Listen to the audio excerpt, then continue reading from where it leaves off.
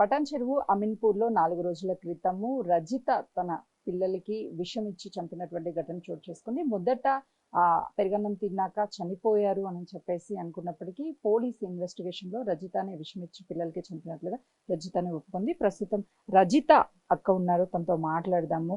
రజిత ఎలా ఉంటుందమ్మా? ఫస్ట్ లో అయితే బాగానే ఉన్నది మేడం, మరి ఇప్పుడైతే ఆమె ఎట్లా మారిందో తెలియదు. ఫస్ట్ లో అయితే మంచిగా ఉన్నది, మంచిగా చేసిండ్రు. పిల్లలు చిన్న ఉన్నప్పటి నుండి నేనే పెంచిన, ఇంత ఉన్నప్పుడు నా దగ్గర ఉన్నారు, మా ఇంట్లో బాగానే పెరిగిండ్రు. ఒక సంవత్సరమే మేడం వాళ్ళు మా దగ్గర మాట్లాడతలేరు. సంవత్సరంకి వెళ్ళి మాట్లాడతలేరు కదా, మాట్లాడకుంటే మాట్లాడక వాళ్ళ బతకాలు బత్తే సాలు మాకు అనుకున్నాం. నేను మాట్లాడలేదు, నేను కూడా మాట్లాడలేదు. నాకు ఆపరేషన్ అయినా కూడా ఒకసారి కూడా మందలు వీళ్ళ దగ్గరకు రాలేదు. రాకపోయినా సరే వాళ్ళు బత్తే చాలనుకున్నాం. కానీ పిల్లలు అయితే మంచిగా ఉన్నారు మేడం, చంపేది లేకుండే. మా దగ్గర వదిలేసిపోయినా మేము జాక్కుంటుంటాం. మేము 6 మంది అన్నదమ్ములం. 6 మందిలో ఎవరింట్లోనైనా పెరుగుతుంది మాకు. ఆమెకి ఏందన్నా అంత ఇష్టం లేకపోతే సంసారం మీద ఇసుకొచ్చింది అన్నది. నిన్న ఇసుకొచ్చినప్పుడు వెళ్ళిపోయేది ఉండే, ఇసుకొచ్చే వరకు కూడా సంసారం చేయదు కదా మనం. ఇసుకొచ్చినప్పుడు వాళ్ళకి చెప్పి నాకు వద్దు ఈ కుటుంబం, నేను వెళ్ళిపోతుండా, నీ పిల్లలు నీకు పట్టు అని నా దగ్గర, నేను దగ్గరనే ఉంటా, నా దగ్గరకు వచ్చి దొబ్బేసిపోయినా నేను చూసుకున్నాను వాళ్ళను. కానీ అట్లా చేసేది లేకుండా ఆమె నిన్న అదే నేనే పెట్టినాను ఒప్పుకుంది. కానీ మళ్ళీ ఎందుకు పెట్టింది అని కారణం అడిగితే నేను పెట్టిన కదా అని చెప్తుంది అంతే. అదే ఎందుకు పెట్టినావు, ఏ షాప్లో తెచ్చినావు, ఆ షాప్ గురించి చెప్పు, మేము పోయి అడుగుతాము, మేము మాట్లాడతాము, వాళ్ళని తెచ్చి మేము లోపల వేస్తాం, నేను తీసుకుపోతాం బయటికి అన్నా. కానీ నేను పెట్టిన అంతే ఇంకా అంటుంది. నేను ఎన్నో అన్నా, నేను జాగ్రత్త కదా పిల్లలకి ఇంత పెద్దగా చేసి ఒక మాట నాకు చెప్పినా నేనన్నా వస్తుంటే కదా, చూస్తుంటే కదా, లే శిరీష నాకు ఈ బాధ అయింది, మీ బావకి ఇట్లా అంటున్నాడు, మరి రా అని పిలిచినా నేను మీ మరిది వచ్చి మాట్లాడుతుంటుంది. అట్లా కాకుండా కూడా నువ్వు ఆమె వెళ్ళిపోయినా బాగుండు కదా, మా దగ్గర విడిచిపెట్టి పిల్లలు 3 పిల్లలు పానం తీసిందంటే మాకు కూడా బాధనే ఉంటుంది కదా మేడం. అదే మేము మాట్లాడినా అదే చెప్తుంది, నేనే పెట్టినా అంటుంది. మరి అంతకు మొన్న ఫస్ట్ ఏమో ఆమె హాస్పిటల్లో పోయి అడిగితేనేమో పెరుగన్నం అన్నది. ఏం తిన్నాం అక్క అంటే పెరుగన్నం అన్నది. ఏం తిన్నామంటే పెరుగన్నం అన్నది. పెరుగన్నం డేట్ అయిపోయిందంటే డేట్ అయిపోలేదు, పెరుగు ఉంది డేటు పోలీసులు చెప్పిరని నేను కూడా అన్నగానే పెరుగన్నమే అన్నది. ఇప్పుడు రోజులకు పెరుగన్నమే అన్నది. నిన్న పోయి అడిగితే నేనే పెట్టిన ఇస్తామని చెప్తున్నాను. అంటే ఆ రోజు ఇక్కడికి వచ్చినప్పుడు పిల్లలు 3 కూడా ఇద్దరు హాల్లో, ఒకరు హాల్లో, ఇద్దరు అక్కడ పడుకొని ఉన్నారు. అంటే అసలుకి ఎప్పుడు అనుమానం వచ్చింది తన మీద? ఎప్పుడన్నా గతంలో అనుమానం వచ్చింది? నాకైతే గౌతమ్ ఎప్పటికీ అప్పుడు ఇప్పుడు వరకు ఎప్పుడు అనుమానం రాలేదు మేడం. ఈ 3 నెలల క్రితం అట్లా మారిందంట కానీ ఎప్పుడైతే మాకు అట్లా అనిపించలేదు. మళ్ళీ ఇప్పటికి ఈ 3 నెలలు మారిందంట కానీ ఎప్పుడు బాగానే ఉన్నది. ఆయన వీళ్ళు ఈ గల్లీకి వచ్చినాక నేను రాలేదు మేడం. ఈ గల్లీకి ఈ రూమ్లోకి వచ్చినాక మా గొడవ అని నేను నిన్నడు రాలే. అక్కడక్కడ ఉన్నప్పుడు గొడవలు లేనప్పుడు పోతుంటే జరసేపు మాట్లాడుతుంటే అది అక్క ఇది అక్క అని ఏదో సరదాగా మాట్లాడుతుంటే వస్తుంటే, ఇప్పుడు ఈ రూమ్లోకి వచ్చిన కాంటి ఆమె నా దగ్గర మాట్లాడతలేదు. నేను రూమ్ సైడ్ కూడా రాలేదు. పిల్లలు కూడా నా దగ్గర మాట్లాడకుండా చేసిండ్రు. అప్పుడు పిల్లలు మాట్లాడుతుండ్రు చిన్నమ్మ అని, పిల్లలు కూడా మాట్లాడతలేరు.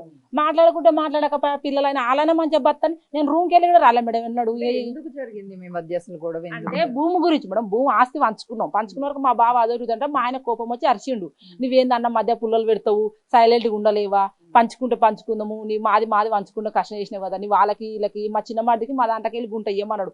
నేను కష్టపడ్డా, మస్తు కష్టపడ్డా, నాది నేను చేసుకున్నా, ఎందుకన్నా నువ్వు పుల్లలు పెడతావు, నువ్వు సైలెంట్గా ఉన్నా, దాంట్లోనే అరుచుకొని మా సైలెంట్ అయిపోయారు వీళ్ళు. అయిపోయారు ఇక మాట్లాడతలేరు. మాట్లాడుకుంటే వాళ్ళ బతకాలి అనుకున్నాం కానీ ఇట్లా చేస్తారని మేము అనుకోలేదు. వాళ్ళకి ఆ రోజు ఇక్కడికి వచ్చినప్పుడు కూడా పెరుగన్నం తిన్నారు, నేను కూడా తిన్నాను, కడుపులో నొప్పి వచ్చింది, ఇదంతా కూడా మీ బావగారికి చెప్పారని అని చెప్పారు. అంటే ఆమె నిజంగానే తినలేదు. తింటే ఇసం తింటే 10 నిమిషాల్లో బయటకు వస్తుంది మనిషి. ఒక మినిమం ఒక రోజైనా పడుతుంది కదా మనకి ఇసం తిన్నప్పుడు. ఆమె ఒక 10 నిమిషాల్లోనే మాట్లాడింది మేడం. మంచిగా నేను పోతే మాట్లాడింది నా దగ్గర. ఎట్లుంది అక్క, ఏమైంది అంటే మళ్ళీ అన్నది పిల్లలు బాగుండరా అని అడిగింది నన్ను. అంటే పిల్లలు బాగుండరు, ఆడుతున్నారు, నీకు ఏమైంది, ఎట్లా అయింది అంటే కూడా నేను పెరుగన్నం తింటే ఇట్లా అయింది అన్నది. ఆడికైనా అడిగిన పెరుగన్నం తింటే అట్లా ఎట్లా అవుతుంది అక్క, పెరుగు మేము కూడా తిన్నాం కదా నైటు అంటే తెలియదు నాకు, పెరుగన్నమే తిన్నా. నా పెరుగు తెచ్చి నేను 5 రోజులు ఫ్రిడ్జ్లో పెట్టాను. అది 5 రోజులు వారం రోజులు ఫ్రిడ్జ్ పెట్టినా కానీ అట్లా కాదు కదా అన్న. నేను ఆడికైనా ఆ డాక్టర్ని అడిగిన, ఏం పెరుగన్నది కదా సార్ అంటే, పెరుగన్నది గట్ల ఎందుకు అవుతుంది అమ్మా అంటే వాంతింగ్ అయితే, లేకపోతే చక్కెర వచ్చినట్టు అవుతుంది, ఏదో ఒకటి అవుతుంది, అది అయితే కాదు కదండి. పిల్లలకైతే బురుగు వచ్చింది కదా మేడం, పెరుగన్నం తింటే అట్లా ఎట్లా బురుగు వస్తుంది, పిల్లలకు బురుగు వచ్చింది. మరి నాకు 3 గంటలకు ఫోన్ చేసిరు గల్లెలు, ఇట్లా అయ్యింది, పిల్లలు పిలిస్తే పలుకుతలేరు, జర రా అని పిలిచిరు, మీ అక్కకు సీరియస్ ఉంది, వెళ్ళిపోయింది మీ అక్కకు హాస్పిటల్ అన్నారు. నేను వచ్చి రాగానే పిల్ల ఆడవిల్ల ఇలా వండింది, హాల్లోనే వండింది. రాంగ ఆడవిల్లనే నేనే లేపిన. అమ్మ మధుప్రియ తో మాట్లాడినప్పుడు ఏం చెప్పారు? ఆమె పాయిజన్ తీసుకుందని చెప్పి అప్పుడు ఏం చెప్పలేము మేడం. ఇంకా ఇప్పుడైతే ఏం చెప్పాను, తర్వాత చెప్తాను. నేను గజ్జర సేపు మాట్లాడినా, ఆ డాక్టర్ నువ్వు బయటికి వెళ్ళిపో నువ్వు అని అన్నాడు. బయటకు వెళ్ళిపోమంటే నేను బయటకు వచ్చేసిన. నేను ఇంకా మళ్ళీ పిల్లల దగ్గరికి వచ్చిన మేడం. ఇక నేను ఫస్ట్ పాపను వచ్చి లేపిన, రాగానే లేపితే పిల్ల అప్పటికే నురుగా కక్కింది. నేను అప్పటికే భయం బయటిపోయి నేను మొత్తుకున్నా. పిల్ల చనిపోయింది, ఇక బతకలేదు పిల్ల అంటే మా ఆయన లోపల చూస్తే ఆ పిల్లలు చనిపోయారని మా ఆయన వచ్చి మొత్తుకున్నాడు. మాకైతే ఫస్ట్ అనుమానం ఏం లేకున్నది మేడం. ఈ 3 నెలలు ఆమె ఎట్లా మారిందో మాకు తెలియదు మేడం. మరి ఇక మేము దగ్గర లేము. ఏం అంటే వేరే ఒక ఫ్రెండ్ పరిచయం అయ్యాడు, తన క్లాస్మేట్, పార్టీకి వెళ్తే అతనితో వెళ్ళిపోవడానికి ఇదంతా చేసిందని కూడా అంటున్నారు. వాస్తవం అంటున్నారు కానీ నాకు అదే చెప్తున్నా, ఈ 3 నెలలకి ఇద్దరికి ఏం జరిగిందో తెలియదు. ఇక మా బావ అడిగితే మా బావ నాకు తెలియదమ్మా, నాకు కూడా అంత అనుమానం రాలేదురా అన్నాడు. నిన్ను అడిగితే మా ఆయన నుండి నీకు తెలియలేదన్న, ఇంతనన్నా నిగపెట్టలేదంటే నాకు అంత అనుమానం రాలేదురా, నా పెళ్ళమే కదా అనుకున్నా కానీ ఇట్లా చేస్తుందని నేను అనుకోలేదు కదా అని ఆయన అంటున్నాడు. ఏం చేస్తుంది రజిత, ఏం చేస్తుంది? ఆమె ఇన్ని రోజులు ఖాళీనే ఉంటుండే మేడం, ఖాళీనే ఉంటుండే. ఇప్పుడు 2 సంవత్సరాల గిడ ఈ స్కూల్ ఎక్స్పీకిస్లో చేస్తుంది. 2 సంవత్సరాలు ఆమె టీచర్కి చేస్తుందంట. ఆ టీచర్ కూడా చేస్తుంది మాకు తెలియదు, జాయిన్ అయింది నాకు తెలియదు. చేస్తుంది అంటేనే వేరే వాళ్ళు అంటేనే తెలిసింది చేస్తుంది, మీ యారాలు డ్యూటీ చేస్తుంటే చేసుకొని బతకనిక చేసుకుంటుంది అనుకుంటున్నాం కానీ మాకు ఇట్లా చేస్తుందని మాకు తెలియదుగా మేడం. ఎంత వయసు ఉంటుందమ్మా ముగ్గురు మేడం పిల్లలు? పిల్లలక పాపకు 10 సంవత్సరాలు, బాబుకు 11, ఆయనకేమో 9 సంవత్సరాలు ఏమో అంటున్నారు. చిన్న బాబు. పిల్లలు అయితే బాగా ఉన్నోళ్ళు కదా వాళ్ళకు, పిల్లలకి సంవత్సరం తేడా మేడం వాళ్ళకి. రజిత ఈ 3 నెలల నుంచే మారింది. అంతకు ముందు కుటుంబ సభ్యులతో బాగానే ఉండేది, ఎక్కడ గొడవలు ఉండేవి కాదు అని చెప్తున్నారు. రజిత పిల్లలతో చాలా బాండింగ్, అంటే వాళ్ళ అన్నయ్య ఉన్నాడు, తనతో మాట్లాడదాము. ఆ పిల్లలు ముగ్గురు చాలా చిన్న పిల్లలు, పాయిజన్ ఇచ్చేసి చంపేశారు. అసలు ఆ పిల్లలు ఎలా ఉండేవాళ్ళు? తమ్ముడు చాలా మంచోళ్ళు, మా చెల్లి కూడా చాలా మంచిది, అందరు మంచోళ్ళు. రోజు స్కూల్ నుంచి వెళ్తే హాయ్ అన్న చెప్తారు అంతే. అంటే చెప్తూ ఉంటారా, అన్న నేను మంచిగా చదువుకుంటాను, ఇలా నేను మంచి ఆఫీసర్ని అవుతానన్నా, లేకపోతే నేను మంచిగా ఇట్లా ఇంజనీరింగ్ అట్లా మాట్లాడుతూ ఉంటారా? ఆ పిల్లలు ఎట్లా యాక్టివ్గా ఉంటారు? ఇన్ని రోజుల నుంచి మేము మాట్లాడలే వాళ్ళ దగ్గర, వాళ్ళు మా దగ్గర మాట్లాడలేదు.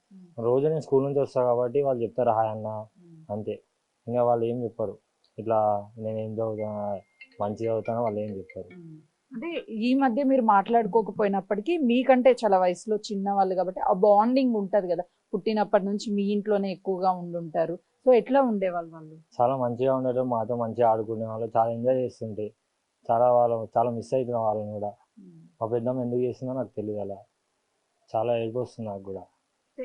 రజిత ఆ పిల్లల్ని ముగ్గురిని కూడా పాయిజన్ ఇచ్చి చంపేసింది. కానీ ఎంత యాక్టివ్గా పిల్లలు ఉండేవాళ్ళు. స్కూల్కి వెళ్ళేటప్పుడు అంటే వీళ్ళ అన్నదమ్ముల మధ్య చిన్న గొడవైనప్పటి నుంచి ఒక 1 year నుంచి మాటలు లేనప్పటికీ కూడా వాళ్ళ కజిన్ అన్నయ్య ఎవరైతే ఉంటారో ఆ అన్నయ్యకి ఆ పిల్లలు హాయ్ చెప్తూ స్కూల్కి వెళ్ళేటప్పుడు వచ్చేటప్పుడు మాట్లాడుతూ ఉండేవాళ్ళు. కానీ ఎందుకు చేసింది అన్న రీజన్ ఇప్పటికీ తెలియదు. కానీ బయట మాత్రం తను వేరే వ్యక్తితో పరిచయం ఏర్పడి తనతో ఉండాలి అని నిర్ణయించుకొని పిల్లల అడ్డుని అన్న అడ్డుని భర్త అడ్డుని తొలగించడానికి ఇదంతా చేసింది అని చెప్పేసి వాళ్ళ కుటుంబ సభ్యులు చెప్తున్నారు. కెమెరామెన్ సురేష్తో సుజాత, అమీన్పూర్.